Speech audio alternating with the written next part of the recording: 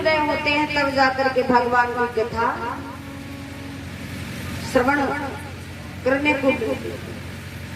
लेकिन प्रभु की कथा मैंने कहा 4 घंटे की जरूरी नहीं है, यहाँ से सुना यहाँ से निकाल दिया। मात्र सत्संग तो इतने समय का जितने समय राई का दाना गाय के सिंग पर टिकता है। अगर इतने समय की कथा भी हमारे दिमाग में फंस जाए, समझ में आ जाए, तो हमारे जीवन को बदल देते।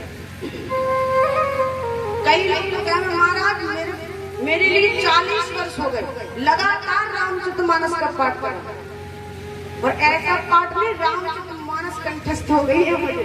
हाँ, ऐसा दावा करते ना कई लोग, और एक गीता कंठस्थ हो गई है मुझे।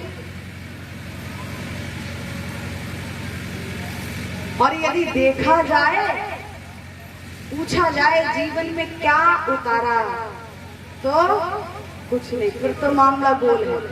सब ढक्कल मार चल रहा था अभी तक। हाँ? बस केवल हो जाए 2 चौपाई जल्दी जल्दी पड़ी उल्टी सीधी और बात खत्म, चल रहा है बस मामला।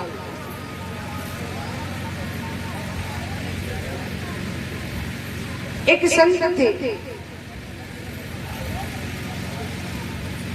अब जो अच्छे लोग आते थे उनके पास में दावा करते थे महाराज मैं इतने समय से रामचरितमानस का पाठ कर रहा हूँ, मैं इतने समय से कर रहा हूँ, है मुझे रामचरितमानस कंठस्थ है, गीता कंठस्थ है। तो संत ने कहा, आयु थी 70-75 वर्ष की, उन्होंने कहा क्या बताऊं, मैं तो आज तक रामचरितमानस की एक ही चौपाई का अध्ययन करता हूँ, एक ही, दूसरी आज तक देखी नहीं, दूसरी पढ़ी ही नहीं। बोले क्यों? का एक ही जीवन में नहीं उतरी, और वो कौन सी थी कि परहित सरस धर्म नहीं भाई, परहित सरस धर्म नहीं भाई, परहित सरस धर्म नहीं भाई, परहित सरस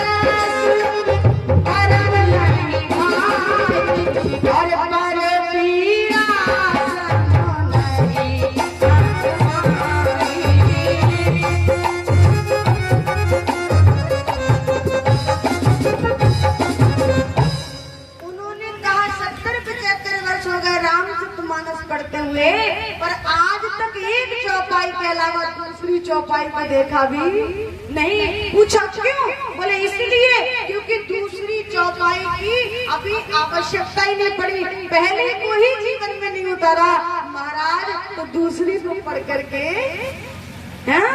लेकिन हम और आप तो इतना हो जाए, बस 10 बार मैंने पूरी पाठ कर दिया है, ज्यादा में लगे लाओ में, ज्यादा हो जाए, ज्यादा से ज्यादा हो जाए, पर हित सरस धर्म नहीं भाई। जब तक दूसरे की हित की भावना अपने अंदर जागृत नहीं हुई, भला दूसरी चौपाई पर पढ़ने का फायदा ही नहीं।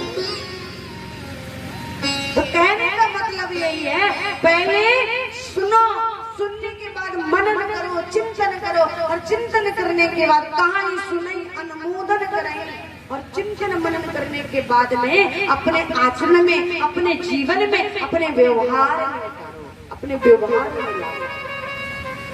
तब तो कथा सुनना, सत्संग श्रवण करना, रामचरितमानस का पाठ करना, ये सब तब जाकर के आप फल देंगे। और जब तक आपने यहाँ से सुना और यहाँ से निकाला, तब तक कुछ मिलने वाला। बोली बाके हरिलाल की जय, बोली सियावर रामचंद्र भगवान।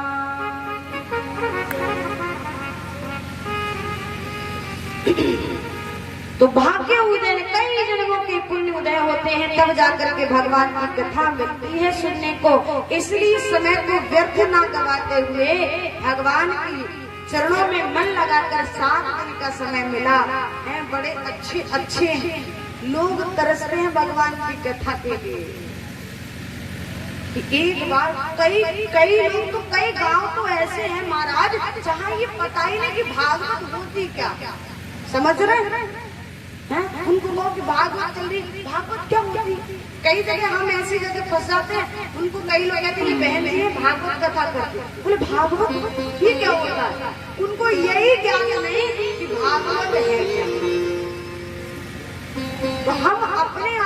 सौभाग्यशाली समझे, क्योंकि भगवान ने इतनी कृपा की कि हर वर्ष भगवान की चर्चा तो श्रवण करते हैं। इतनी सामर्थ्य, इतनी शक्ति भगवान प्रदान करते हैं, क्योंकि भगवान की कथा को हम श्रवण कर बोली बाके वे हरिलाल की। कई लोग कहते हैं कि भगवान की कथा के नियम बहुत होते हैं,